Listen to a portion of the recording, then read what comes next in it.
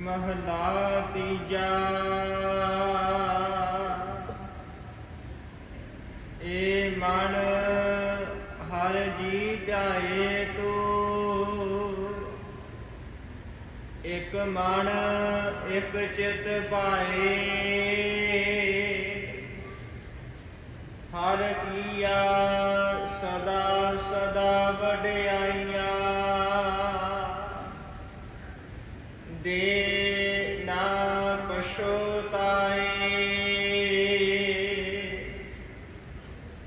ए मन हर जी ध्याए तू, एक मन एक चित पाए। हर किया सदा सदा वड्याइयां, दे ना पछोताए। हाँ हर कै सब बलिहारनै, जित सेवै सुख पाए। नानक गुरमुख मिल रहै, हऊँ मैं शब्द जगाए। महला तीजा। आपे सेवा लायण, आपे बख्श करे। सबना का बाप्यो आप है, आपे सार करे। नानक नाम ध्याए अन, तिन निज घर वास है। जुग जुग सुबा होए, पौड़ी तू करण कारण समरथ है करते। मैं तुझ बिन अवर न कोई, तुद आपे सिसट सिरजिया। आपे खुन गोए, सब एको शब्द बरतदा। जो करे सो होई, वड्याई गुरमुख दे प्रभ। हर पावै सोई, गुरमुख नानक आराध्या। सब आखो धन धन, धन गुर सोई। वड्याई गुरमुख दे प्रभ, हर पावै सोई। गुरमुख नानक आराध्या। सब आखो धन धन, धन गुर सोई। सुध वाहिगुरु जी का खालसा, वाहिगुरु जी की फतेह। राजा राज पानान पान, दीवान देव उपमा महार सतगुरु। धन धन साहिब श्री गुरु ग्रंथ साहिब जी महाराज जिन्हां दी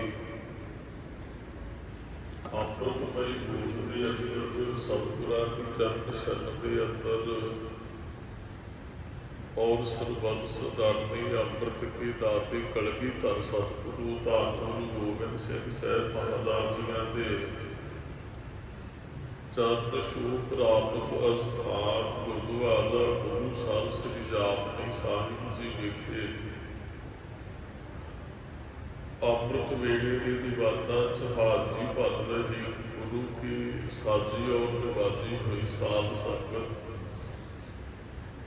बहुत ही बड़े भागों वाले गुरु जिन्हों ने अमृत वेले के दीवाना च पहुँच करके इस तो पहला हजूरी रागी जथे पासों अमृत पई बाणी श्री आसा जी की वार की कीर्तन बहुत प्यार सत्कार श्रद्धा ते भावना सहित सरवण कीते हैं। कालयुग मह कीर्तन प्रदाना गुरमुख जपीए लाए ते अन्ना ऐसा कीर्तन काल मान मेरे इहा उहा जो काम तेरे महा आनंद सदा काल कीर्तन पुरख विदाता पाए। कीर्तन में सतगुਰਾਂ ने प्रधानता दी श्रोमणी कर्म है आप जी कर रहे सी उपरंत सब ते उत्तम हर की कथा आप जी सरवण करने हाजरी भर रहे हो। गुरु साहब की अपार बख्शिश रहमत कृपा सदका जिथे लड़ीवार गुरु ग्रंथ साहब जी की कथा की संपूर्णता हुई जो आपने समागम रखे 8 मई को अरदास बेनती होनी है सतगुਰਾਂ की शुकराने की और उन्होंने चिर आप हुक्मनामे की कथा जी आरंभ की है। उपरंत फिर लड़ीवार कथा की रंगता होएगी अरदास करन तो उपरंत अज जो सतगुਰਾਂ ने इन्होंने स्थानों को सानू हुक्म बख्शिश किया सोठ राग की ये वार है और अखीरली पौड़ी ये वार की 29वीं श्लोक गुरु अमरदास महाराज जी ने 2 इस पौड़ी के नाल पावड़ अंग 653 है जी। गुरु अमरदास महाराज जी पावन श्लोकों जो बख्शिश कर रहे हैं बड़े प्यार के नाल आपने विचार नाल जुड़ना है। विचार आरंभ करने को पहला गुरु चरणों च हाजरी लवाइयो उचारण करो जी वाहिगुरू जी का खालसा वाहिगुरू जी की फतेह।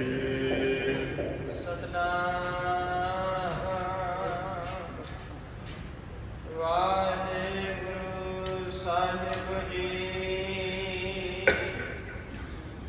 श्लोक महला तीजा ए मन हर जी ध्याए तो एक मन एक चित पाए। गुरु अमरदास महाराज जी कृपा करते ने ये मन हर जी ध्याए ये मना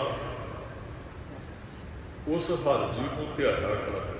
गुरमुखो साडे इत्थे आउण दा प्रयोजन ये है असीं रब नूं जपना है ते महाराज कहंदे मनो नूं ध्याया कर जाप मन मेरे एको नाम जी तेरे के आवे काम। महाराज जी कहते सास सास सिमरो गोबिंद। महाराज जी कहते हैं उदम करो वड भागियो सिमरो हर हर राय ਜਾਂ 8 ਪਹਿਰ ਗੁਣ ਗਾਏ ਅਨੰਤਾ। 8 ਪਹਿਰ ਅਸੀਂ ਉਹਦੇ ਗੁਣ ਗਾਉਣੇ। ਮਹਾਰਾਜ ਕਹਿੰਦੇ ਮਨਾ ਉਹਦੇ ਗੁਣਾਂ ਨੂੰ ਗਾਇਆ ਕਰ। ਇੱਕ ਤੇ ਹੁੰਦਾ ਭਾਈ ਤੂੰ ਗਾਇਆ ਕਰ। ਇੱਥੇ ਆਪਣੇ ਆਪ ਨਾਲ ਗੱਲ ਹੈ। ਮੰਨ ਲਓ ਜਿਹੜਾ ਸਰੀਰ ਨਹੀਂ ਉੱਠਦਾ ਸੂਰਜ ਚੜ੍ਹਨ ਤੱਕ ਉਹ ਕਿਤੇ ਆਪਣੇ ਆਪ ਨਾਲ ਗੱਲ ਕਰ ਲੈਣੀ ਚਾਹੀਦੀ। ਭੰਡਿਆ ਉੱਠਿਆ ਕਰ ਜਪਿਆ ਕਰ ਮਨ ਨੂੰ ਸੰਬੋਧਨ ਹੋ ਕੇ। महाराज ने बचन कहना गुरु अमरदास महाराज ने ये शरीरा मेरिया इस जग में आए कह क्या खुद कर्म ये अपने आप नाल गल है भी शरीरा कितने साल तेनों इत्थे आए हो गए किहड़ा कोई चज दा कर्म कीता ही जदों दा तू संसार ते आया है सानू अपना जीवन देखना चाहिए भी किन्ने क असीं भले कर्म कीते किन्ने को चज दे काम कीते किन्नियां कुछ असीं काम आए हैं किन्नी को बंदगी की है किन्नी को बाणी इकट्ठ कर ली है ਕਿੰਨੀ ਕੁ ਹਾਜ਼ਰੀ ਸਾਡੀ ਗੁਰੂ ਘਰ ਦੀ ਹੈ, ਕਿੰਨੇ ਵਾਰੀ ਸਹਿਜ ਪਾਠ ਕਰ ਲਿਆ, ਕਦੋਂ ਦੇ ਨਿਤਨੇਮ ਨਹੀਂ ਬਣ ਗਏ ਹੈ, ਕਿੰਨਾ ਕੁ ਜਪਣਾ ਸ਼ੁਰੂ ਕੀਤਾ ਹੈ, 24 ਘੰਟੇ ਤੋਂ ਸਫਲ ਕਿੰਨਾ ਕੁ ਸਮਾਂ ਕਰਦੇ। ਸਾਨੂੰ ਝਾਤ ਮਾਰਨੀ ਚਾਹੀਦੀ। ਵੈਸੇ ਨਾ ਧਰਮ ਦੀ ਦੁਨੀਆ 'ਚ ਵਿਚਰਨ ਵਾਲਾ ਸ਼ਾਸਤਰ ਨੂੰ ਸਮੇਂ ਨੂੰ ਕਾਊਂਟ ਕਰਦਾ ਹੈ। ਉਹ ਜੇ ਤੇ ਅੱਜ ਨਹੀਂ ਜਪਿਆ ਜਾ ਸਕਦਾ ਝੂਰਦਾ ਹੈ, ਤੇ ਫਿਰ ਆਪਣੇ ਆਪ ਨੂੰ ਲਾੜਤਾ ਵੀ ਪਾਉਂਦੇ ਹੋਏ 24 ਘੰਟੇ ਕੱਢ ਲਏ ਤੂੰ ਜਪਿਆ ਹੀ ਨਹੀਂ, ਨਾ ਤੂੰ ਅੱਜ ਅੰਮ੍ਰਿਤ ਵੇਲੇ ਉੱਠਿਆ, ਨਾ ਅੱਜ ਤੇਰੀ ਗੁਰਦੁਆਰੇ ਦੀ ਹਾਜ਼ਰੀ ਸੀ, ਨਾ ਤੂੰ ਇਹ ਕਿਤੇ ਗੱਲਾਂ ਆਪਣੇ ਆਪ ਨਾਲ ਕਰ ਲੈਣਗੀਆਂ ਚਾਹੀਦੀਆਂ, ਆਪਣੇ ਮਨ ਨੂੰ ਕੋਸਣਾ ਚਾਹੀਦਾ। ਅੱਜ ਇਹੀ ਗੱਲ ਮਹਾਰਾਜ ਕਹਿੰਦੇ, ਇਹ ਸਰੀਰਾ ਮੇਰਿਆ ਇਸ ਜਗ ਮਹਿ ਆਏ ਕੇ ਕਿਆ ਤੁਧ ਕਰਮ ਕਮਾਇਆ, ਕੇ ਕਰਮ ਕਮਾਇਆ ਤੁਧ ਸਰੀਰਾ ਜਾਨ ਤੂੰ ਜਗ ਮੈਂ ਆਇਆ। ਜਿਨ ਹਰ ਤੇਰਾ ਰਚਨ ਰਚਿਆ ਸੋ ਹਰ ਮਨ ਨਾ ਵਸਾਇਓ। ਜਿਹਨੇ ਤੇਰੀ ਰਚਨਾ ਰਚੀ ਤੂੰ ਉਹਨੂੰ ਹੀ ਨਹੀਂ ਮਨ 'ਚ ਵਸਾ ਸਕਿਆ। ਕਿਤੇ ਕਦੋਂ ਆਪਣੇ ਆਪ ਨਾਲ ਗੱਲ ਦੂਸਰਿਆਂ ਨਾਲ ਕਹੀਏ ਗੁਰਮੁਖ ਸਿਆ ਉਹ ਫਲਾਣੇ ਦਾ ਜਸਵੰਤ ਸਿਆ ਕੀ ਕਰਦੇ ਆ, ਜਪਿਆ ਕਰ। ਆਪਣੇ ਆਪ ਨੂੰ ਕਿਤੇ ਕਹਿਣਾ ਚਾਹੀਦਾ ਬਲਵਿੰਦਰ ਸਿਆ ਤੂੰ ਕੀ ਕਰਦੇ, ਕਿੰਨਾ ਕੁ ਜਪਿਆ। ਸਾਡੀ ਫਿਤਰਤ ਇਹ ਹੈ, ਅਸੀਂ ਕੁਝ ਕਰਨਾ ਨਹੀਂ ਹੈ ਤੇ ਕਿਸੇ ਤੇ ਉਂਗਲ ਅਸੀਂ ਜ਼ਰੂਰ ਚੁੱਕਣੀ ਹੈ। ਮੰਨ ਲਓ ਮੇਰੇ ਵਰਗਾ 10 ਦਿਨ ਗੁਰਦੁਆਰੇ ਆ ਗਿਆ ਤੇ ਗੁਆਂਢੀਆਂ ਵੱਲ ਧਿਆਨ ਦੇਣ ਲੱਗ ਪੈਂਦੇ, ਕਹਿੰਦੇ ਇਹ ਤੇ ਉੱਠਦੇ ਹੀ ਨਹੀਂ 12 ਵਜੇ ਤੱਕ, ਮੈਂ ਤੇ ਰੋਜ਼ ਗੁਰਦੁਆਰੇ ਜਾਂਦਾ। ਅਸੀਂ ਇਸ ਪਾਸੇ ਨੂੰ ਫਿਰ ਤੁਰ ਜਾਂਦੇ ਹਾਂ। ਮਰਦ ਕਹਿੰਦੇ ਕਿਹੜਾ ਕਰਮ ਕੀਤਾ ਹੀ ਚੱਲਦਾ, ਕਿਤੇ ਸੋਚਿਆ ਕਰ ਬੜਾ ਕਿੰਨਾ ਕੁ ਜੁੜਿਆ, ਅੰਦਰ ਝਾਤ ਮਾਰ ਲੈਣੀ ਚਾਹੀਦੀ ਹੈ। ਇਹ ਮਨ ਹਰ ਜੀ ਧਿਆਏ ਤੂੰ, ਇਹ ਮਨਾ ਹਰ ਜੀ ਨੂੰ ਧਿਆਇਆ ਕਰ। ਤੇ ਮਹਾਰਾਜ ਨੇ ਨਾਲ ਇਹਨੂੰ ਬਚਨ ਕਹੇ, ਇੱਕ ਮਨ ਇੱਕ ਚੇਤੋ ਭਾਈ, ਇੱਕ ਮਨ ਇੱਕ ਚਿੱਤ ਹੋ ਕੇ ਜਪਣਾ ਹੈ। ਰੱਬ ਦੀ ਬੰਦਗੀ ਕੋਈ ਫਾਰਮੈਲਿਟੀ ਨਹੀਂ ਹੈ ਤੇ ਨਾ ਹੀ ਅਸੀਂ ਵੇਖਾ ਵਿਖਾਈ ਨਾਲ ਕਰਨੀ ਹੈ। ਇੱਕ ਚਾਅ ਆ, ਇੱਕ ਖੁਸ਼ੀ ਹੈ, ਇੱਕ ਸ਼ਰਧਾ ਹੈ, ਇੱਕ ਭਾਵਨਾ ਹੈ, ਇੱਕ ਫਰਜ਼ ਹੈ ਸਾਡਾ। ਕੰਮ ਕੋਈ ਵੀ ਸਾਨੂੰ ਮਨ ਲਾ ਕੇ ਕਰਨਾ ਚਾਹੀਦਾ। ਕਾਮਯਾਬੀ ਉਹਦੇ 'ਚ ਮਿਲੇਗੀ ਜੇ ਇੱਕ ਮਨ ਇੱਕ ਚਿੱਤ ਲਾ ਕੇ ਕਰਾਂਗੇ। ਜੇ ਕੰਮ 'ਚ ਚਿੱਤ ਨਹੀਂ, ਬੱਚੇ ਦਾ ਪੜ੍ਹਾਈ 'ਚ ਚਿੱਤ ਨਹੀਂ ਲੱਗਦਾ, ਉਹ ਕਾਮਯਾਬ ਨਹੀਂ ਹੋਏਗਾ, ਪਾਸ ਨਹੀਂ ਹੋਏਗਾ। ਤੁਸੀਂ ਕੋਈ ਵੀ ਕਾਰਜ ਕਰ, ਡਰਾਈਵਿੰਗ ਕਰਦੇ ਹੋ, ਧਿਆਨ ਤੁਹਾਡਾ ਹੋਰ ਪਾਸੇ, ਐਕਸੀਡੈਂਟ ਹੋਏਗਾ, ਨੁਕਸਾਨ ਹੋਏਗਾ। ਉੱਥੇ ਵੀ ਇਕਾਗਰਤਾ ਬਣਾ ਕੇ ਰੱਖਣੀ ਪੈਂਦੀ। ਦੁਕਾਨ ਤੇ ਜਾਣ ਵਾਲਾ ਦੁਕਾਨ ਤੇ ਬੈਠਣਾ ਨਹੀਂ ਚਾਹੁੰਦਾ, ਕਾਮਯਾਬ ਕਿਵੇਂ ਹੋਏਗਾ ਜੀ? ਖੇਤੀ ਕਰਨੀ ਹੈ, ਮਜਬੂਰੀ ਹੈ, ਕਾਮਯਾਬੀ ਨਹੀਂ ਮਿਲੇਗੀ। ਚਾਅ ਹੋਣਾ ਚਾਹੀਦਾ, ਖੁਸ਼ੀ ਹੋਣੀ ਚਾਹੀਦੀ, ਮੈਂ ਕਾਰਜ ਕਰਨਾ। ਵੈਸੇ ਨਾ ਮਾਫ ਕਰਨਾ, ਅਸੀਂ ਖੁਸ਼ੀਆਂ ਵੀ ਦੂਸਰਿਆਂ ਨਾਲ ਜੋੜ ਦਿੰਦੇ ਹਾਂ।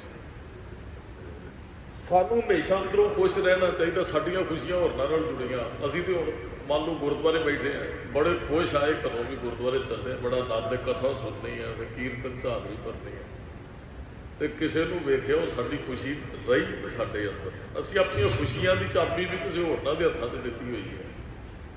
ਬੰਦਾ ਕਿੰਨਾ ਕਈ ਵਾਰੀ ਹੱਸ ਰਿਹਾ ਹੁੰਦਾ, ਇੱਕ ਫੋਨ ਆ ਜਾਂਦਾ, ਘੱਟੀ ਖੜਕਦੀ ਹੈ, ਉਹ ਆਹ ਘਟਨਾ ਹੋ ਗਈ ਜੀ, ਮਨੁੱਖ ਰੋਣ ਲੱਗ ਪੈਂਦਾ ਉੱਥੇ ਬੈਠਾ। ਉਹ ਖੁਸ਼ੀ ਦੀ ਚਾਬੀ ਹੋਰਨਾਂ ਦੇ ਹੱਥ 'ਚ ਪਕੜਾਈ ਹੋਈ ਹੈ। ਖੁਸ਼ ਕਿਵੇਂ ਰਹੇਗਾ? ਤੇਰਾ ਚਿੱਤ ਨਹੀਂ ਜੁੜਿਆ। ਚਿੱਤ ਇੱਕ ਨਾਲ ਜੁੜੇਗਾ, ਪ੍ਰਸੰਨਤਾ ਫਿਰ ਮਿਲਣੀ ਹੈ।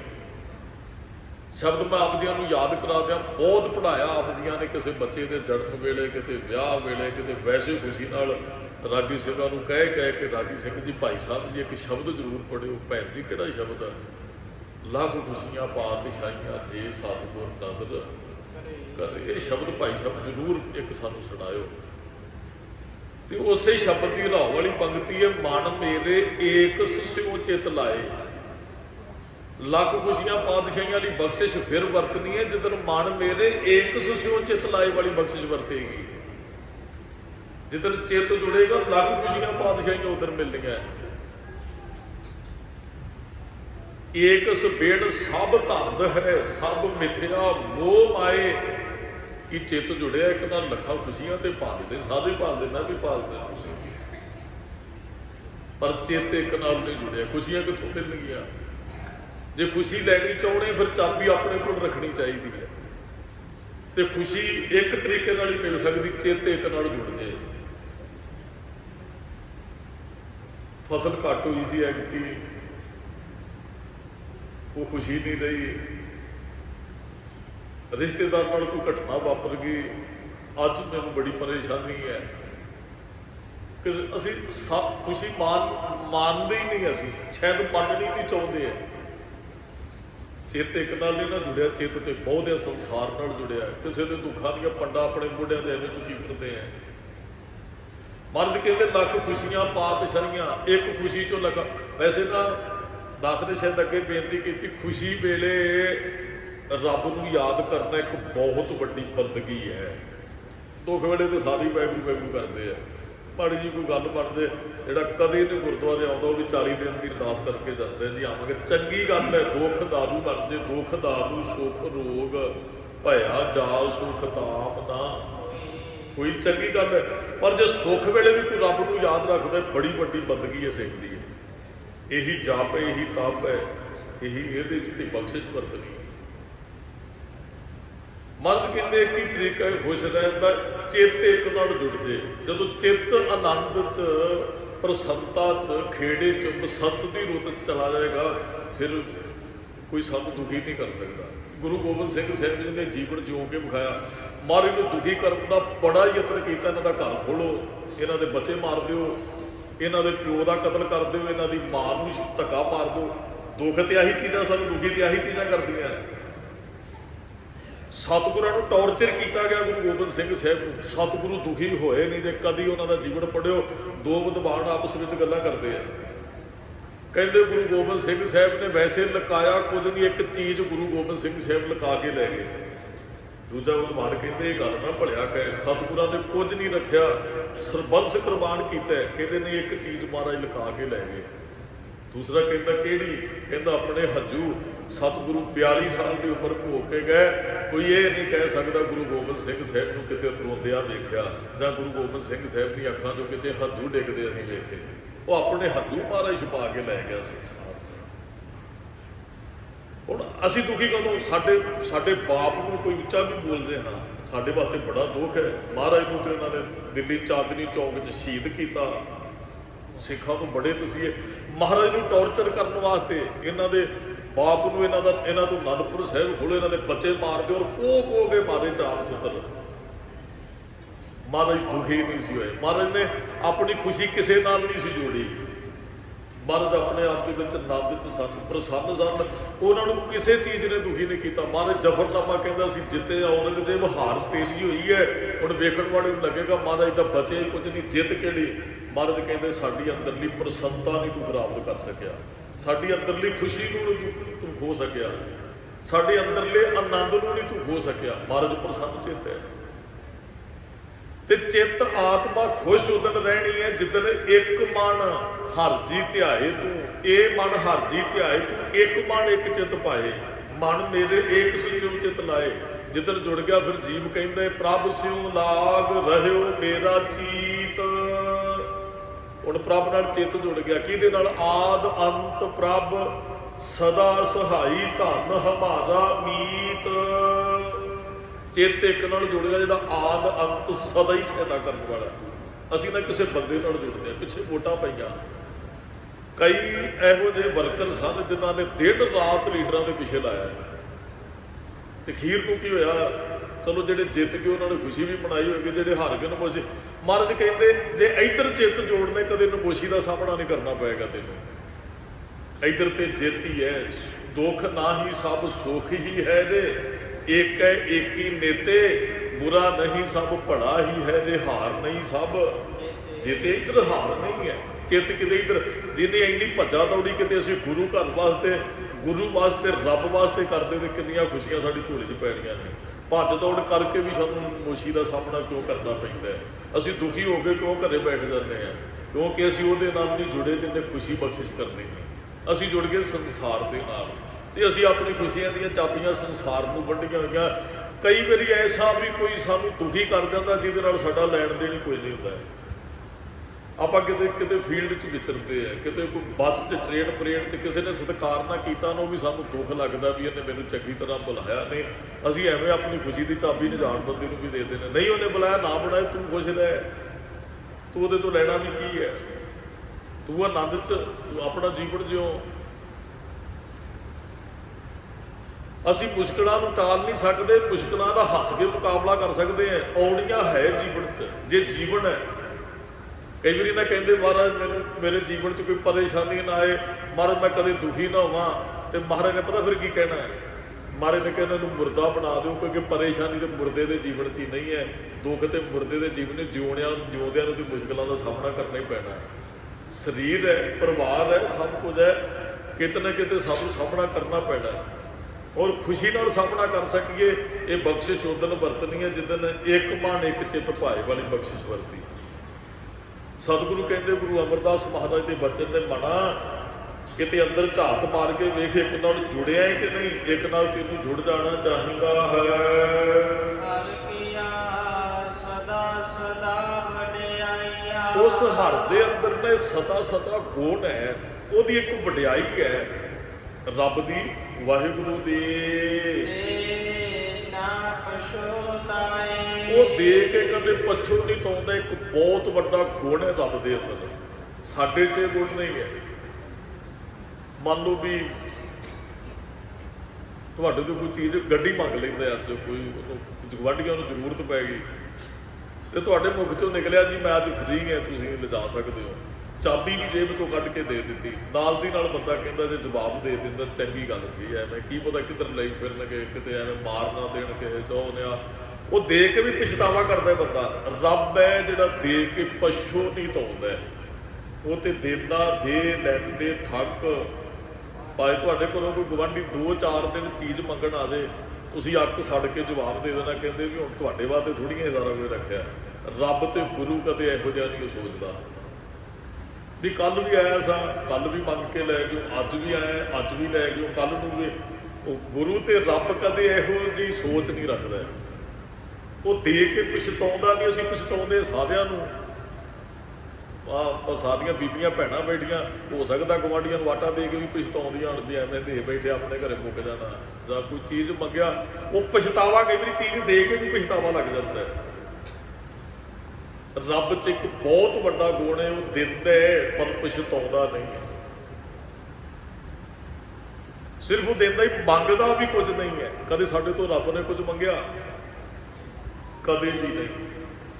ਉਹ ਮੰਗੇਗਾ ਵੀ ਨਹੀਂ, ਦਿੰਦਾ ਹੀ ਹੈ। ਅਸੀਂ ਮੰਗਦੇ ਹਾਂ, ਉਹ ਵੱਖਰੀ ਗੱਲ ਹੈ। ਕੋਈ ਕਹਿ ਦਿੰਦਾ ਹੈ ਗੁਰੂ ਸਾਹਿਬ ਜੀ ਆਹ ਦਾਤ ਦੇ ਦਿਓ ਜੀ, ਅਸੀਂ ਅਖੰਡ ਪਾਠ ਸਾਹਿਬ ਰੱਬ ਕਰਵਾਵਾਂਗੇ। ਹੁਣ ਅਖੰਡ ਪਾਠ ਸਾਹਿਬ ਰੱਬ ਕਰਾਉਣਾ ਵੀ ਤੇ ਸਾਡਾ ਭਲਾ ਹੈ, ਉਹ ਵੀ ਅਸੀਂ ਆਪਣੇ ਵਾਸਤੇ ਹੀ ਮੰਗਿਆ। ਅਖੰਡ ਪਾਠ ਕਰਾਉਣ ਨਾਲ ਗੁਰੂ ਸਾਹਿਬ ਨੂੰ ਕੋਈ ਫਰਕ ਨਹੀਂ ਪੈਣਾ, ਉਹਦੇ 'ਚ ਵੀ ਸਾਡਾ ਭਲਾ ਹੈ। ਚੰਗੀ ਗੱਲ ਹੈ ਕੋਈ ਇਹ ਸੋਚ ਰੱਖਦਾ ਹੈ ਆਹ ਕਾਰਜ ਹੋ ਜਾਏ ਤੇ ਮੈਂ ਸ਼ੁਕਰਾਨਾ ਕਰਾਂਗਾ, ਸਹਿਜ ਪਾਠ ਸਾਹਿਬ ਆਰੰਭ ਕਰਾਵਾਂਗਾ, ਚੰਗੀ ਗੱਲ ਹੈ। ਇਹ ਵਪਾਰ ਨਹੀਂ ਕਰਨਾ ਹੈ, ਇਹ ਸਾਡੀ ਭਾਵਨਾ ਹੋਣੀ ਚਾਹੀਦੀ ਅੰਦਰ। ਵੈਸੇ ਮਰਿਆਦਾ ਪਤਾ ਕੀ ਹੈ? ਅਸੀਂ ਕੋਈ ਦਾਤ ਮੰਗਣੀ ਹੈ, ਉਦੋਂ ਵੀ ਸਾਨੂੰ ਘਰੇ ਗੁਰੂ ਗ੍ਰੰਥ ਸਾਹਿਬ ਦਾ ਪ੍ਰਕਾਸ਼ ਕਰਾਉਣਾ ਚਾਹੀਦਾ ਹੈ। ਮਿਲ ਜਾਂਦੀ ਫਿਰ ਘਰੇ ਲਿਆ ਕੇ ਗੁਰੂ ਸਾਹਿਬ ਦਾ ਸ਼ੁਕਰਾਨਾ ਕਰਨਾ ਚਾਹੀਦਾ। ਸਾਡਾ ਇਤਿਹਾਸ ਹੈ ਗੁਰੂ ਸਾਹਿਬਾਨਾਂ ਦੇ ਜੀਵਨ ਦਾ। ਜੇ ਕਿਸੇ ਨੇ ਮੰਗਿਆ ਨਾ, ਉਹਨੇ ਉਦੋਂ ਵੀ ਗੁਰੂ ਸਾਹਿਬ ਦੇ ਚਰਨ ਪਰਸੇ ਆ, ਔਰ ਫਿਰ ਜਿਹਨੇ ਮੰਗਿਆ ਉਹਨੂੰ ਮਿਲਿਆ ਵੀ ਹੈ। ਤੇ ਸਾਡੀ ਕਿਤੇ ਨਾ ਕਿਤੇ ਭਾਵਨਾ ਵੀ ਪਹਿਲਾਂ ਕਿਤੇ ਐਵੇਂ ਸਹਿਜ ਪਾਠ ਰੱਬ ਕਰਾ ਲਈਏ, ਕੀ ਪਤਾ ਮਿਲੇ ਕਿ ਨਾ, ਕਿਤੇ ਨਾ ਕਿਤੇ ਅੰਦਰ ਹੀ ਹੋਏਗੀ, ਫਿਰ ਤਾਂ ਹੀ ਨਹੀਂ ਕਰਾਉਣੇ ਆ।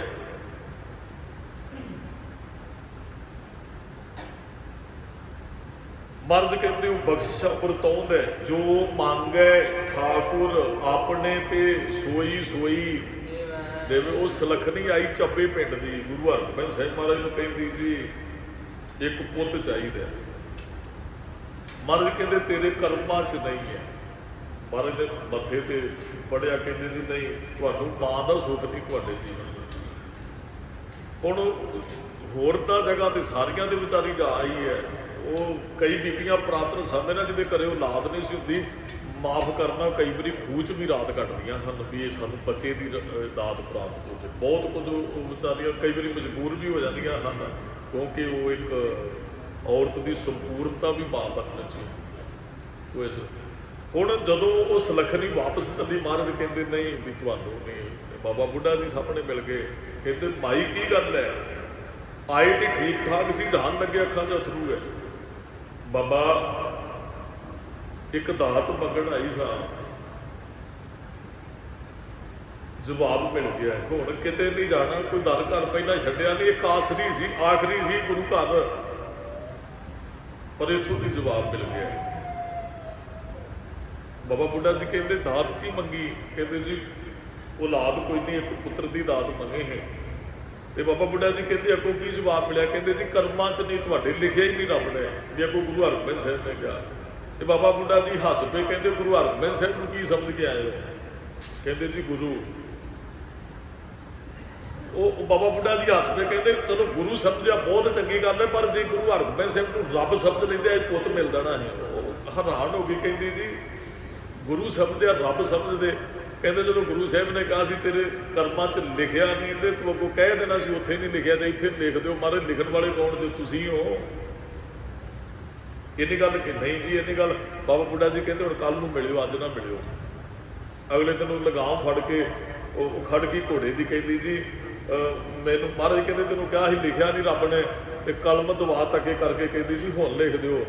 ਤੇ ਗੁਰੂ ਹਰਗੋਬਿੰਦ ਸਾਹਿਬ ਮਹਾਰਾਜ ਹੱਸ ਪਏ, ਕਹਿੰਦੇ ਕਿੰਨੇ ਜੁਗਤ ਦੱਸੀ? ਕਹਿੰਦੇ ਜੀ ਬਾਬਾ ਬੁੱਢਾ ਜੀ ਮਿਲੇ ਤੇ ਮਹਾਰਾਜ ਕਹਿੰਦੇ ਲਿਆਓ ਦਵਾਤ ਸ਼ਾਹੀ ਕਲਮ ਕਾਗਜ਼। ਉਹ ਲਿਆਤਾ ਤੇ ਮਹਾਰਾਜ ਇੱਕ ਪਾਉਣ ਲੱਗੇ 7 ਪਾ ਦਿੱਤਾ। ਮਹਾਰਾਜ ਹੱਸ ਕੇ ਕਹਿਣ ਲੱਗੇ ਉਹ ਕਮਲੀਏ ਤੂੰ ਤੇ ਇੱਕ ਮੰਗਦੀ ਹੈ ਤੇ 7। ਤੇ ਮਹਾਰਾਜ ਕਹਿੰਦੇ ਚਲੋ ਸਾਨੂੰ ਵੀ ਜੰਗਾਂ ਜੁੱਧਾਂ ਵਿੱਚ ਲੋੜ ਪੈਂਦੀ ਹੈ, ਇੱਕ ਕੋਡ ਰੱਖ ਲਓ, 6 ਇੱਧਰ ਭੇਜ ਦਿਓ ਵੀ ਸਾਨੂੰ ਵੀ। ਮਹਾਰਾਜ ਨੇ ਹੁਕਮਨਾਮੇ ਲਿਖੇ, ਜਵਾਨ ਆਓ ਭਾਈ, ਫੌਜ 'ਚ ਭਰਤੀ ਹੋ, ਸ਼ਸਤਰ ਭੇਟਾ ਕਰੋ, ਘੋੜੇ ਲਿਆਓ। ਤੇ ਉਹ ਜ਼ਿਮੀਂਦਾਰ ਸੀ, ਸੁਲੱਖਣੀ ਜਿਹੜੀ ਖੁੱਲੀ ਜ਼ਮੀਨ ਸੀ, ਘਰੇ ਔਲਾਦ ਕੋਈ ਨਹੀਂ। ਕਹਿਣ ਲੱਗੀ ਜੀ ਮੁਸ਼ਕਲ ਹੀ ਲੱਗਦਾ ਹੈ ਵੀ 6 ਤੇ ਕੰਮ ਕਰਨਗੇ ਤੇ ਇੱਕ ਨੰਬਰਦਾਰ ਬਣਾਵਾਂਗੀ, ਵੀ ਲੈਣ ਦੇਣ ਵੀ ਹੁਣ ਚੱਲਣਾ ਹੈ, ਤੇ ਮੁਸ਼ਕਲ ਹੈ ਵੀ ਕਿਸੇ ਨੂੰ। ਤੇ ਮਹਾਰਾਜ ਹੱਸ ਪਏ, ਕਹਿੰਦੇ ਜਾ ਸਾਰੀ ਰੱਖ ਲਈ ਕੋਲ। ਹੁਣ ਦੇ ਨਾ ਪਛੋਤਾਏ ਹੈ ਵੀ ਮਹਾਰਾਜ ਕਹਿੰਦੇ ਵੀ ਹੁਣ ਇੱਕ ਮੰਗਦੀ 7 ਮਿਲ ਗਏ। ਉਵੇਂ ਮਹਾਰਾਜ ਕਹਿੰਦੇ ਜਾ ਵੀ ਲੈ ਜਾ, ਜੇ ਤੇਰਾ 7 ਨਾਲ ਕੰਮ ਠੀਕ ਹੋ ਸਕਦਾ ਇਹਦੇ 'ਚ ਭਾਈ ਅਸੀਂ ਤੁਹਾਨੂੰ ਇਹ ਵੀ ਦਿੰਦੇ ਹਾਂ। ਤੁਸੀਂ ਕਿਸੇ ਤੋਂ ਕੁਝ ਮੰਗਣ ਜਾਓ, ਤੁਸੀਂ 10,000 ਰੁਪਈਆ ਮੰਗਦੇ ਹੋ, ਮੈਨੂੰ ਜ਼ਰੂਰਤ ਹੈ, ਉਹਦੇ ਕੋਲ ਰੁਪਈਆ ਭਾਵੇਂ 50,000 ਰੁਪਇਆ ਹੋਵੇ, ਦੇਗਾ ਤੁਹਾਨੂੰ 5,000 ਨਾਲ ਸਰਦਾ ਹੈ ਵੀ ਉਹ ਤੁਹਾਨੂੰ ਅੱਧੇ ਦੇਗਾ ਪੈਸੇ ਵੀ ਤੁਸੀਂ ਮੰਗ। 2 ਲੱਖ ਰੁਪਈਆ ਮੰਗੋਗੇ, ਲੱਖ ਕੇ ਨਾਲ ਸਰਦਾ ਹੈ ਤੇ ਤੁਸੀਂ ਸਾਰ ਲਓ। ਤੁਸੀਂ ਲੱਖ ਮੰਗਿਆ, ਤੁਹਾਨੂੰ 2 ਲੱਖ ਨਹੀਂ ਜੇ ਉਹ ਦੇਗਾ ਭਾਈ ਸਾਹਿਬ ਜੀ 2 ਲੱਖ ਲੈ ਲਓ। ਉਹ ਰੁਪਈਏ ਘਰੇ ਪਏ ਨੇ, 50,000 ਰੁਪਇਆ ਤੁਹਾਨੂੰ 5,000 ਦੇਗਾ। ਇਹ ਤੇ ਗੁਰੂ ਘਰ ਹੈ, ਮੰਗਦੇ ਬਹੁਤ ਥੋੜ੍ਹੇ, ਮਿਲਦਾ ਬਹੁਤ ਕੁਝ ਹੈ। ਮੈਂ ਇੱਕ ਦਿਨ ਅੱਗੇ ਬੇਨਤੀ ਕੀਤੀ, ਇੱਕ ਨਾ ਮਾਈ ਸੀ, ਉਹਨੂੰ ਅੱਖਾਂ ਤੋਂ ਦਿਖਦਾ ਨਹੀਂ ਹੈ, ਤੇ ਕੋਈ ਮਹਾਂਪੁਰਖ ਆ ਕੇ ਪ੍ਰਸ਼ਾਦਾ ਮੰਗਣ, ਪੂਰਨ ਫਕੀਰ ਸਨ। ਉਹ ਮਾਈ ਨੂੰ ਅੱਖਾਂ ਤੋਂ ਦਿਸਦਾ ਨਹੀਂ, ਤੇ ਉਹ ਮਹਾਂਪੁਰਖਾਂ ਨੇ ਕਿਹਾ ਪ੍ਰਸ਼ਾਦਾ, ਕਹਿੰਦੇ ਬਾਬਾ ਬੈਠ ਜੋ ਮੈਂ ਤਿਆਰ ਕਰਦੀ ਹੈ। ਤੇ ਉਹ ਜਦੋਂ ਅੰਨਾਪਣ ਵੇਖਿਆ ਤੇ ਫਕੀਰਾਂ ਨੂੰ ਤਰਸ ਆ ਗਿਆ। ਕਹਿੰਦੇ ਮਾਈ ਵੀ ਕੰਮ ਕਰ ਤੇ ਤੇਰੇ ਤੋਂ ਕੋਈ ਹੁੰਦਾ ਨਹੀਂ ਹੋਣਾ, ਵੀ ਹੋਰ ਕੋਈ ਬੱਚੇ? ਕਹਿੰਦੀ ਜੀ ਕੁਝ ਨਹੀਂ ਹੈ। ਉਹ ਕਹਿੰਦੇ ਪਤੀ ਜਿਹੜਾ ਸੀ ਨਾ, ਉਹ ਵੀ ਕਿਤੇ ਉਹਦਾ ਨਾ ਹੀ, ਚਲੋ ਉਹ ਕਿਤੇ ਇਹੋ ਜਿਹੇ ਨਾਲ ਸੰਬੰਧ ਉਹਨਾਂ ਦਾ ਫਿਰ ਜੁੜ ਗਿਆ ਜੀ। ਉਹ ਕਹਿੰਦੇ ਤੁਹਾਨੂੰ ਮੈਂ ਇੱਕ ਚੀਜ਼ ਦੇਣਾ ਹੈ ਵੀ ਤੁਸੀਂ ਆਪਣੇ ਤਕੀਏ ਥੱਲੇ ਰੱਖਿਓ, ਤੁਹਾਨੂੰ ਮਾਇਆ ਮਿਲਿਆ ਕਰੇਗੀ। ਉਹਨੇ ਨਾ ਇੱਕ ਲਿਖ ਦਿੱਤਾ ਕਾਗਜ਼ ਤੇ, ਇੱਕ ਉਦੋਂ ਇੱਕ ਸਿੱਕੇ ਦੀ ਬੜੀ ਵੈਲਿਊ ਸੀ, ਕੀਮਤ ਸੀ। ਕਹਿੰਦਾ ਜੀ ਆਹ ਇੱਕ ਮੈਂ ਲਿਖ ਦਿੱਤਾ ਸਿੱਕੇ ਦੇ, ਤਕੀਏ ਥੱਲੇ ਰੱਖਿਓ, ਤੁਹਾਨੂੰ ਤਕੀਏ ਦੇ ਥੱਲੇ 1 ਰੁਪਈਆ ਮਿਲਿਆ ਕਰੇਗਾ ਰੋਜ਼। ਕਹਿੰਦੇ ਜੀ ਠੀਕ ਹੈ। ਉਹ ਰੱਖਿਆ ਜੀ 1 ਰੁਪਈਆ, ਉਹਨਾਂ ਨੂੰ ਰੋਜ਼ ਹੁਣ ਵਧੀਆ ਗੁਜ਼ਾਰਾ ਚੱਲਣ ਲੱਗ ਪਿਆ। ਉਹ ਕੁਦਰਤੀ ਫਿਰ ਕਿਤੇ ਇੱਕ ਸੰਤ ਆਇਆ ਜੀ, ਹੋਰ ਫਕੀਰ, ਉਹਨੇ ਵੀ ਵੇਖਿਆ ਵੀ ਉਹ ਕਹਿੰਦਾ ਜੀ ਮੈਂ ਤੁਹਾਨੂੰ ਕੁਝ ਦੇ ਸਕਦਾ। ਉਹਨਾਂ ਦੱਸਦਾ, ਕਹਿੰਦੇ ਜੀ ਇੱਕ ਫਕੀਰ ਆਏ ਹਨ, ਉਹ ਇੱਕ ਸਿੱਕਾ ਮਿਲ ਜਾਂਦਾ ਜੀ, ਰੋਜ਼ ਸਾਡਾ ਗੁਜ਼ਾਰਾ ਵੈਸੇ ਚੱਲਦਾ ਹੈ। ਉਹ ਕਹਿੰਦਾ ਲਿਆਓ ਕਾਗਜ਼ ਜਿਹਦੇ ਤੇ ਉਹਨੇ ਫਕੀਰ ਨੇ ਪਹਿਲੇ ਨਿੱਕ ਲਿਖਿਆ ਸੀ, ਉਹਨੇ ਨਾਲ 0 ਪਾ ਦਿੱਤੀ ਹੋਰ, ਜਿਹੜਾ ਦੂਸਰਾ ਫਕੀਰ ਹੈ। ਉਹ ਕਹਿੰਦਾ ਹੁਣ ਤੁਹਾਨੂੰ 1 ਰੁਪਈਆ ਨਹੀਂ, ਹੁਣ ਤੁਹਾਨੂੰ 10 ਰੁਪਈਏ ਮਿਲਿਆ ਕਰਨਗੇ। ਇੱਕ ਪਹਿਲੇ ਨੇ ਲਾਇਆ, ਦੂਸਰੇ ਨੇ 0 ਨਾ ਲਾ ਦਿੱਤੀ। ਸਮਾਂ ਹੋਰ ਲੰਘਿਆ, ਇੱਕ ਸਾਧੂ ਫਿਰ, ਕਿਉਂਕਿ ਰਸਤੇ ਦੇ ਘਰ ਸੀ ਤੇ ਅੱਗੇ ਕਿਤੇ ਉਹ ਤੀਰਥ ਸੀ, ਤੇ ਸਾਧੂ ਉਹਦੀ ਲੰਘਦੇ ਰਹਿੰਦੇ ਹਨ। ਚਲੋ ਜੀ ਹੁਣ ਉਹਨਾਂ ਕੋਲ ਪੈਸਾ ਆ ਗਿਆ, ਉਹਨਾਂ ਨੇ ਆਪਣਾ ਇਲਾਜ ਵੀ ਕਰਾ ਲਿਆ, ਅੰਨਾਪਣ ਵੀ ਦੂਰ ਹੋ ਗਿਆ, ਅੱਖਾਂ ਖਰੀਦ ਕੇ ਪਾ ਲਈਆਂ। ਪੈਸੇ ਨਾਲ ਹੀ ਸਾਡੀ ਗੱਲ ਬਣਦੀ ਹੈ, ਬਹੁਤ ਸਹੂਲਤਾਂ ਅਸੀਂ ਪੈਸੇ ਨਾਲ ਮਾਣ ਸਕਦੇ, ਸਭ ਕੁਝ ਪੈਸਾ ਨਹੀਂ ਹੈ। ਕੱਲ੍ਹ ਦਾਸ ਨੇ ਬੇਨਤੀ ਕੀਤੀ ਸੀ ਇਸ ਵਿਸ਼ੇ 'ਤੇ, ਸਹੂਲਤਾਂ ਮਾਣ ਸਕਦੇ, ਸਭ ਕੁਝ ਪੈਸਾ ਨਹੀਂ ਹੈ।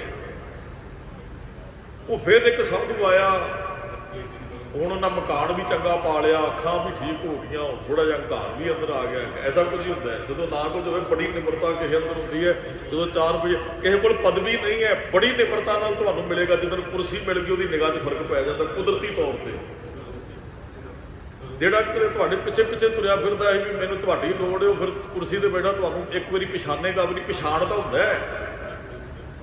ਜੇ ਤੁਸੀਂ ਕਿਸੇ ਅਮੀਰ ਬੰਦੇ ਨੂੰ ਇੱਕ ਵਾਰੀ ਮਿਲ ਤੇ ਸਾਰੀ ਜ਼ਿੰਦਗੀ ਨਹੀਂ ਭੁੱਲਦੇ ਹੋ, ਤੇ ਬੰਦਾ ਉਹ ਵੀ ਕਿਤੇ ਨਾ ਕਿਤੇ ਤੁਹਾਨੂੰ ਜਾਣਦਾ ਹੁੰਦਾ ਹੈ, ਪਰ ਆਪਣੀ ਹਉਮੈ ਦਾ ਪ੍ਰਗਟਾਵਾ ਕਰੇਗਾ। ਭਾਈ ਸਾਹਿਬ ਜੀ ਮੈਂ ਜਾਣਦਾ ਨਹੀਂ ਕਿਹੜੇ ਨਗਰ ਤੋਂ, ਪਤਾ ਉਹ ਹੁੰਦਾ ਹੈ ਵੀ ਕਿੱਥੋਂ ਆਇਆ, ਪਰ ਉਹਦੇ ਅੰਦਰ ਉਹਨੂੰ ਕੁਰਸੀ ਦੀ ਹਉਮੈ ਆ ਜਾਂਦੀ ਨਾਲ ਦੀ ਨਾਲ। ਉਹ ਫਿਰ ਤੁਹਾਨੂੰ ਪਛਾਣਨ ਤੋਂ ਇਨਕਾਰ ਕਰੇ ਇੱਕ ਵਾਰੀ, ਫਿਰ ਆਖੇਗਾ ਹਾਂ ਹਾਂ ਠੀਕ ਹੈ। ਪਛਾਣਦਾ ਹੁੰਦਾ ਪਹਿਲਾਂ ਹੀ। ਉਹ ਸਾਧੂ ਆਇਆ, ਉਹ ਕਹਿੰਦਾ, ਉਹਨੇ ਦੱਸਿਆ ਵੀ ਇੱਕ ਕਿਸੇ ਨੇ ਪਹਿਲਾਂ ਲਾ ਦਿੱਤਾ ਸੀ, ਫਿਰ ਸਿਫਰ। ਉਹ ਕਹਿੰਦਾ ਉਹ ਕਾਗਜ਼ ਲਿਆਓ, ਉਹਨੇ ਇੱਕ ਸਿਫਰ ਹੋਰ ਨਾਲ ਲਾ ਦਿੱਤੀ। 100 ਰੁਪਈਆ ਉਹਨਾਂ ਨੂੰ ਰੋਜ਼ ਦਾ ਪ੍ਰਾਪਤ ਹੁੰਦਾ ਹੈ। ਪਹਿਲਾਂ 1, ਫਿਰ 10, ਫਿਰ 100। ਹੁਣ ਤੇ ਬੜਾ ਹੰਕਾਰ ਆ ਗਿਆ ਅੰਦਰ। ਉਹ ਜਿਹੜਾ ਪਹਿਲੇ ਵਾਲਾ ਫਕੀਰ ਫਿਰ ਆ ਗਿਆ ਜਿਹਨੇ ਏਕਾ ਦਿੱਤਾ ਸੀ। ਉਹਨੇ ਹੁਣ ਵੇਖਿਆ ਮਹਿਲ ਖੜਾ ਹੋਇਆ ਵੀ ਹੁਣ ਤੇ ਅੱਖਾਂ ਦੀ ਜੋਤ ਵੀ ਠੀਕ ਹੈ, ਸਾਰਾ ਕੁਝ ਬੜਾ ਹੁੰਦਿਆ ਗਏ। ਉਹ ਕਹਿੰਦਾ ਲਿਆਓ ਵੀ ਛਕਾਓ ਪ੍ਰਸ਼ਾਦਾ ਪਾਣੀ। ਉਹ ਕਹਿੰਦੇ ਕਿਹੜਾ ਪ੍ਰਸ਼ਾਦਾ ਪਾਣੀ? ਹੁਣ ਦੂਜੇ ਪਾਸੇ ਨੂੰ ਹੋ ਗਿਆ ਨਾ ਜੀ, ਹੁਣ ਪ੍ਰਸ਼ਾਦਾ ਪਾਣੀ ਨੇ। ਉਹ ਕਹਿੰਦਾ ਜੀ ਮੈਂ ਉਹੀ ਹੈ ਜਿਹੜਾ ਤੁਹਾਨੂੰ ਇੱਕ ਦੇ ਕੇ ਗਿਆ, ਦੇਖਿਆ ਤੁਹਾਨੂੰ 1 ਰੁਪਈਆ ਮਿਲਦਾ ਰਿਹਾ ਨਾ। ਉਹ ਕਹਿੰਦੇ ਲੈ ਤੁਸੀਂ ਤੇ ਇੱਕ ਹੀ ਦੇ ਕੇ ਗਏ ਸੀ, ਬਾਅਦ 'ਚ ਇੱਕ ਆਇਆ ਉਹ 10 ਰੁਪਈਏ ਮਿਲਦੇ ਰਹੇ ਸਾਨੂੰ, ਫਿਰ 100 ਰੁਪਈਆ ਮਿਲਦਾ ਰਿਹਾ, ਤੁਸੀਂ ਇੱਕ ਹੀ ਦੇ ਕੇ ਗਏ। ਉਹ ਕਹਿੰਦਾ ਐਂ ਕਰੋ ਫਿਰ ਤੁਸੀਂ ਨਾ ਮੇਰਾ ਏਕਾ ਵਾਪਸ ਕਰ ਦਿਓ ਵੀ ਇਹ ਤੁਹਾਨੂੰ ਮੈਂ ਇੱਕ ਹੀ ਦਿੱਤਾ, ਜੇ 10 ਵਾਲੇ ਨੂੰ ਤੁਸੀਂ 100 ਵਾਲੇ ਨਾਲ ਜੁੜੇ ਰਹੋ। ਕਹਿਣ ਲੱਗਾ ਕਾਗਜ਼ ਲਿਆਓ ਮੈਂ ਆਪਣਾ ਏਕਾ ਲੈ ਜਾਂਦਾ। ਉਹ ਕਾਗਜ਼ ਲਿਆਂਦਾ ਉਹਨਾਂ ਨੇ, ਉਹਨੇ ਆਪਣਾ ਏਕਾ ਲਾ ਲਿਆ ਨਾਲੋਂ। ਜਦੋਂ ਏਕਾ ਲਾ ਲਿਆ ਸਿਫਰਾਂ ਦੀ ਵੈਲਿਊ ਬਿਲਕੁਲ ਨਾਲੋਂ ਉੱਡ ਗਈ। ਸਿਫਰ ਦੀ ਵੈਲਿਊ ਏਕੇ ਨਾਲ ਹੀ ਹੁੰਦੀ ਹੈ, ਇੱਕ ਨਾਲ। ਉਹਨੇ ਏਕਾ ਲਾ ਲਿਆ, ਉਹ ਫਿਰ ਉਹੀ ਹਾਲਤ ਹੋ ਗਈ ਜੀ। ਕਹਿਣ ਲੱਗਾ ਲਓ ਜੀ ਮੈਂ ਆਪਣਾ ਇੱਕ ਲੈ ਚੱਲਿਆ ਤੇ ਹੁਣ ਤੁਸੀਂ ਅੱਗੇ ਵੇਖ ਲਿਓ। ਫਿਰ ਉਹ ਕੰਗਾਲ ਹੋ ਗਏ। ਫਿਰ ਸਮਾਂ ਉਧਰ ਮਨੁੱਖ ਦੇ ਕੇ ਕਈ ਵਾਰੀ ਪਛਤਾਉਂਦਾ, ਰੱਬ ਦੇ ਕੇ ਨਹੀਂ ਜੇ ਪਛਤਾਉਂਦਾ। ਜੇ ਉੱਥੇ ਰੱਬ ਹੁੰਦਾ ਨਾ ਉਹਨੇ ਇਹ ਨਹੀਂ ਸੀ ਕਹਿਣਾ ਮੇਰਾ ਏਕਾ ਵਾਪਸ ਕਰ ਦਿਓ, ਕਹਿੰਦਾ ਤੂੰ ਆਨੰਦ ਲੈ। ਰੱਬ ਗੁਰੂ 'ਚ ਇੱਕ ਬਹੁਤ ਵੱਡਾ ਗੁਣ। ਮੰਨ ਲਓ ਗੁਰੂ ਰੱਬ ਨੇ ਸਾਨੂੰ ਸਭ ਕੁਝ ਦਿੱਤਾ ਹੈ, ਤੁਸੀਂ ਘਰ ਆਏ ਗੁਰੂ ਸਾਹਿਬ ਦਾ ਸਤਿਕਾਰ ਕਰੋ ਚਾਹੇ ਨਾ ਕਰੋ, ਗੁਰੂ ਤੁਹਾਡੇ ਨਾਲ ਕਦੇ ਨਾਰਾਜ਼ ਨਹੀਂ ਹੁੰਦਾ। ਬਹੁਤੇ ਸਰੀਰ ਮੈਂ ਇੱਕ ਬੇਨਤੀ ਕਰਦਿਆਂ, ਮੈਨੂੰ ਇੱਕ ਵੀਰ ਮਿਲਿਆ, ਕਹਿੰਦਾ ਜੀ ਅਖੰਡ ਪਾਠ ਸਾਹਿਬ ਸੁਖਿਆ ਸੀ ਕਿਤੇ ਬਹੁਤ ਲੰਬੇ ਸਮੇਂ ਤੋਂ, ਤੇ ਸਾਡਾ ਬਹੁਤ ਨੁਕਸਾਨ ਹੋ ਗਿਆ। ਬਾਬਾ ਜੀ ਖੰਡ ਪਾਠ ਕਰਾਈਏ ਜਾਂ ਸਹਿਜ ਪਾਠ ਜਾਂ ਸੁਖਮਨੀ ਸਾਹਿਬ ਦਾ ਹੀ ਪਾਠ ਕਰਾ ਲਈਏ। ਖੰਡ ਪਾਠ ਸਾਹਿਬ ਵਾਲੀ ਜਿਹੜੀ ਹੈ ਉਹ ਵੀ ਅਸੀਂ ਸੁਖਣਾ ਸੀ, ਉਹ ਪੂਰੀ ਹੋ ਜਾਏਗੀ। ਚਲੋ ਹਾਲਤ ਠੀਕ ਠਾਕ ਸੀ ਉਹਨਾਂ ਦੀ ਵੀ, ਉਹਨਾਂ ਨੂੰ ਐਂ ਵੀ ਚਲੋ ਸੁਖਮਨੀ ਸਾਹਿਬ ਦੀ ਭੇਟਾ ਘੱਟ ਹੈ, ਖੰਡ ਪਾਠ ਸਾਹਿਬ ਦੀ ਭੇਟਾ। ਉਹ ਮੈਂ ਕਿਹਾ ਤੁਹਾਡੇ ਮਨ 'ਚ ਇਹ ਵਿਚਾਰ ਮੈਨੂੰ ਲੱਗਦਾ ਆਈ ਹੈ ਵੀ ਤੁਸੀਂ ਖੰਡ ਪਾਠ ਸਾਹਿਬ ਨਹੀਂ ਕਰਾਇਆ ਤੇ ਤਾਂ ਤੁਹਾਡੇ ਹਾਲਤ ਹੋਈ ਹੈ। ਕਹਿੰਦੇ ਜੀ ਕਿਤੇ ਨਾ ਕਿਤੇ ਅੰਦਰ ਇਹੀ ਗੱਲ ਹੈ। ਮੈਂ ਕਿਹਾ ਬਿਲਕੁਲ ਗਲਤ ਗੱਲ ਹੈ। ਤੁਸੀਂ ਕਰਾਓ ਚਾਹੇ ਨਾ ਕਰਾਓ, ਗੁਰੂ ਨੂੰ ਇਹਦੇ ਨਾਲ ਕੋਈ ਮਤਲਬ ਨਹੀਂ। ਤੁਹਾਡਾ ਇਹ ਨਹੀਂ ਵੀ ਗੁਰੂ ਸਾਹਿਬ ਜੀ ਨੁਕਸਾਨ ਕਰ ਰਹੇ ਆ, ਇਹ ਕਦੇ ਸੋਚਣਾ ਵੀ ਨਹੀਂ ਹੈ। ਗੁਰੂ ਸਾਹਿਬ ਨੂੰ ਇਸ ਚੀਜ਼ ਦੀ ਕੋਈ ਪਰਵਾਹ ਨਹੀਂ। ਤੁਸੀਂ ਕੀ ਕਰਦੇ ਹੋ? ਹਾਂ ਜੇ ਸ਼ਰਧਾ ਰੱਖਦੇ ਹੋ ਤੁਹਾਡਾ ਫਾਇਦਾ ਹੈ। ਜੇ ਕੁਝ ਸਹਿਜ ਪਾਠ ਕਰਾਉਣੇ ਹੋ, ਖੰਡ ਪਾਠ ਸਾਹਿਬ ਕਰਾਉਣੇ, ਸਾਡਾ ਫਾਇਦਾ ਹੈ। ਗੁਰੂ ਸਾਹਿਬ ਨੂੰ ਸਾਡੇ ਤੋਂ ਤਿਲ ਨਾ ਤਮਾਏ, ਤਿਲ ਜਿੰਨਾ ਵੀ ਤਮਾ ਨਹੀਂ ਹੈ। ਗੁਰੂ ਸਾਹਿਬ ਨੇ ਥੋੜੀ ਭੇਟਾ ਨਾਲ ਲੈ ਕੇ ਜਾਣੀ, ਉਹਦੇ ਬਾਣੀ ਪੜ੍ਹਨ ਵਾਲੇ ਨੇ ਲੈਣੀ ਹੈ। ਹਾਂ ਜੇ ਭਾਵਨਾ ਰੱਖੋਗੇ ਤੁਹਾਡੀਆਂ ਝੋਲੀਆਂ। 10 ਨੇ ਇੱਕ ਵਾਰੀ ਬੇਨਤੀ ਕੀਤੀ ਸੀ ਗੁਰੂ ਸਾਹਿਬ ਜੀ ਸਾਡੇ ਘਰੇ ਆਉਣ। ਕਈ ਵਾਰੀ ਨਾ ਕੋਈ ਰਿਸ਼ਤੇਦਾਰ ਸਾਡੇ ਘਰੇ ਆਉਂਦਾ, ਕੰਜੂਸ ਹੁੰਦਾ ਹੈ, ਉਹ ਸੋਚਦਾ ਕਹਿੰਦਾ ਵੀ ਇੱਕ ਜਵਾਕਾਂ ਨੂੰ ਨਾ ਕੋਈ ਪੈਸਾ ਨਹੀਂ ਦੇਣਾ। ਉਹ ਕਈ ਵਾਰੀ ਇਹੋ ਜਿਹਾ ਹੁੰਦਾ ਨਾ ਵੀ ਉਹ ਸੋਚ ਕੇ ਆਉਂਦਾ ਵੀ ਚਲੋ ਜਾਣ ਲੱਗੇ ਕਈ ਨਾ ਜਵਾਕਾਂ ਨੂੰ ਪੈਸੇ ਦਿੰਦੇ 100 ਰੁਪਈਆ 200 500, ਤੇ ਉਹ ਕਹਿੰਦਾ ਨਹੀਂ ਦੇਣਾ। ਤੇ ਉਹ ਜਦੋਂ ਆਇਆ ਨਾ ਕਿਸੇ ਘਰੇ ਰਿਸ਼ਤੇਦਾਰ ਤੇ ਉਹਨਾਂ ਨੇ ਸੇਵਾ ਹੀ ਬੜੀ ਕੀਤੀ, ਸਤਿਕਾਰ ਹੀ ਬੜਾ ਕੀਤਾ। ਉਹ ਤੇ ਉਹਨਾਂ ਨੂੰ ਬਿਠਾਉਣ ਨੂੰ ਜਗ੍ਹਾ ਨਾ ਲੱਭੀ ਵੀ ਸਾਡਾ ਰਿਸ਼ਤੇਦਾਰ ਆਇਆ। ਉਹਨਾਂ ਨੇ ਬੜੀ ਸੇਵਾ, ਬੜਾ ਪਿਆਰ, ਬੜਾ ਸਤਿਕਾਰ, ਅੱਧੀ ਰਾਤ ਤੱਕ ਗੱਲਾਂ ਬੜੇ ਪਿਆਰ ਨਾਲ। ਤੇ ਜਾਣ ਲੱਗੇ ਦਾ ਹੱਥ ਜੇਬ 'ਚ ਚਲਾ ਗਿਆ। ਕਹਿੰਦਾ ਨਹੀਂ ਇਹਨਾਂ ਨੇ ਸੇਵਾ ਬੜੀ ਕੀਤੀ, ਇਹਨਾਂ ਨੇ ਮੇਰਾ ਸਤਿਕਾਰ। ਉਹਨੇ ਜੇਬ 'ਚ ਹੱਥ ਮਾਰਿਆ, 200 ਰੁਪਈਆ 500 ਰੁਪਈਆ ਬੱਚਿਆਂ ਦੇ ਹੱਥ 'ਚ ਦੇ ਕੇ ਗਿਆ। ਦੱਸਦਾ ਬੇਨਤੀ ਕਰਨ ਦਾ ਪਤਾ ਕੀ ਮਤਲਬ ਹੈ? ਗੁਰੂ ਸਾਹਿਬ ਜੀ ਆਉਣ ਸਾਡੇ ਘਰੇ, ਉਹ ਆਪ ਜੀ ਕਰਾਓ ਖੰਡ ਪਾਠ ਸਾਹਿਬ, ਆਪ ਜੀ ਕਰਾਓ ਸਹਿਜ ਪਾਠ ਸਾਹਿਬ ਰੰਭ, ਸੁਖਮਨੀ ਸਾਹਿਬ ਦੀ ਭਾਵੇਂ ਆਪ ਕਰਾਇਓ। ਇੰਨਾ ਕੁ ਸਤਿਕਾਰ ਕਰੋ ਗੁਰੂ ਗ੍ਰੰਥ ਸਾਹਿਬ ਦਾ, ਇੰਨੀ ਕੁ ਸੇਵਾ ਕਰੋ ਜਿੰਨੇ ਦਿਨ ਮਹਾਰਾਜ ਸਾਡੇ ਕੋਲ ਰਹਿੰਦੇ ਹੈ। ਸਤਿਗੁਰੂ ਸਾਡੇ ਘਰੋਂ ਤੁਰਨ ਲੱਗਣ ਤੇ ਸਤਿਗੁਰਾਂ ਦਾ ਹੱਥ ਆਪਣੀ ਜੇਬ 'ਚ ਚਲਾ ਜਾਵੇ। ਬੰਦੇ ਦਾ ਹੱਥ ਗਿਆ, ਉਹਦੇ ਦੇ ਕੇ ਗਿਆ 500 ਰੁਪਈਆ, ਤੇ ਜੇ ਗੁਰੂ ਤੁਹਾਡੇ ਘਰੋਂ ਉੱਠਣ ਲੱਗਾ ਇੰਨਾ ਕੁ ਖੁਸ਼ ਹੋ ਗਿਆ ਨਾ, ਤੇ ਜਦੋਂ ਗੁਰੂ ਸਾਹਿਬ ਦਾ ਜੇਬ 'ਚ ਹੱਥ ਚਲਾ ਗਿਆ, ਕਿਹੜੀ ਐਸੀ ਸੰਸਾਰ 'ਚ ਦਾਤ ਹੈ ਜਿਹੜੀ ਗੁਰੂ ਸਾਹਿਬ ਤੋਂ ਨਹੀਂ ਤੁਹਾਨੂੰ ਮਿਲ ਸਕਦੀ? ਸਤਿਕਾਰ ਕਰੋ ਇੰਨਾ ਕੁ ਗੁਰੂ ਸਾਹਿਬ ਜੀ ਦਾ। ਜਾਣ ਲੱਗਿਆ ਮਹਾਰਾਜ ਦਾ ਜੇਬ 'ਚ ਹੱਥ ਚਲਾ ਜਾਏ। ਤੇ ਫਿਰ ਅਸੀਂ ਬਚਨ ਬਹੁਤ ਵਾਰੀ ਪੜ੍ਹੇ, ਸਾਚੇ ਸਾਹਿਬਾ ਕਿਆ ਨਾਹੀ ਘਰ, ਤੇਰੇ ਘਰ ਤਾਂ ਤੇਰੇ ਸਭ ਕੁਛ ਹੈ, ਜਿਸ ਦੇਹ ਸੋ। ਕਿਹੜੀ ਚੀਜ਼ ਹੈ ਜਿਹੜੀ ਨਹੀਂ ਮਿਲਦੀ? ਜਦੋਂ ਦਏਗਾ ਕਿ ਉਹ ਮਿਲੇਗੀ ਨਹੀਂ। ਗੁਰੂ ਬਖਸ਼ਿਸ਼ ਵਰਤਾਉਂਦਾ ਔਰ ਫਿਰ ਪਛਤਾਵਾ ਨਹੀਂ ਕਰੇਗਾ। ਇਹ ਨਹੀਂ ਹੈ ਵੀ ਅਸੀਂ ਇੰਨੀ ਵੀ ਚੀਜ਼ ਥੋੜੀ ਮੰਗੀ, ਉਹਨੇ ਬਹੁਤੀ ਦੇ ਕੇ ਵੀ ਪ੍ਰਸੰਨ ਰਹਿਣਾ, ਪਛਤਾਉਂਦਾ ਨਹੀਂ। ਉਹ ਕਦੇ ਇਹ ਨਹੀਂ ਕਹਿੰਦਾ ਵੀ ਇਹਨੂੰ ਕਿਉਂ ਦਾਤ ਦੇ ਦਿੱਤੀ, ਉਹ ਦੇ ਕੇ ਖੁਸ਼ ਹੁੰਦਾ, ਹੋਰ ਵੀ ਦਿੰਦਾ। ਰੋਜ਼ਾਨਾ ਹੀ ਮੰਗਦੇ ਆ। ਜਿੰਨੇ ਧਾਰਮਿਕ ਸਥਾਨਾਂ ਤੇ ਮੰਗਣ ਵਾਲਿਆਂ ਦੀ ਗਿਣਤੀ ਕਦੇ ਵੀ ਪਛਤਾਵਾ ਨਹੀਂ। ਮਹਾਰਾਜ ਕਹਿੰਦੇ ਕਦੇ ਦੇ ਕੇ ਪਛਤਾਉਂਦਾ ਨਹੀਂ, ਇਹ ਉਹਦੀ ਵਡਿਆਈ, ਉਹਦਾ ਗੁਣ ਹੈ। ਹਰ ਕੈ ਸਦ ਬਲਿਹਾਰੈ, ਮੈਂ ਹਰ ਦੇ ਸਦ ਬਲਿਹਾਰਨੇ ਜਾਂਦੇ, ਭਾਵਕ ਉਹਦੇ ਤੋਂ ਕੁਰਬਾਨ ਜਾਂਦਾ ਹਾਂ। ਸੇਵਿਐ ਸੁਖ ਪਾਈ, ਜਿਹਨੂੰ ਜਪਨ ਕਰਕੇ ਸੁੱਖ ਪ੍ਰਾਪਤ ਹੁੰਦਾ ਹੈ। ਅਸੀਂ ਉਹਨੂੰ ਜਪਦੇ ਵੀ ਸੁੱਖ ਮਿਲਦੇ ਹੈ। ਕਹੋ ਨਾਨਕ ਗੁਰ ਮੰਤਰ ਦ੍ਰਿੜਾਇਆ, ਘਰ ਸੁਖ ਵਸਿਆ ਬਾਹਰ ਸੁਖ ਪਾਇਆ। ਆਪਣੇ ਸਤਿਗੁਰ ਕੈ ਬਲਿਹਾਰੈ, ਆਗੇ ਸੁਖ ਪਾਸ਼ੈ, ਸੁਖ ਸਹਿਜਾ ਘਰ ਆਨੰਦ ਹਮਾਰੈ। ਨਾਨਕ ਗੁਰਮੁਖ ਮਿਲ ਰਹੈ, ਨਾਨਕ ਜਿਹੜੇ ਗੁਰਮੁਖ ਨੇ ਨਾ, ਉਹ ਗੁਰੂ ਨੂੰ, ਰੱਬ ਨੂੰ ਮਿਲੇ ਰਹਿੰਦੇ ਹਨ। ਮੈਂ ਸ਼ਬਦ ਜਨਾਈ, ਉਹ ਸ਼ਬਦ ਰਾਹੀਂ ਆਪਣੀ ਹਉਮੈ ਮਾਰ ਕੇ ਜੁੜੇ ਰਹਿੰਦੇ ਹਨ ਜੀ।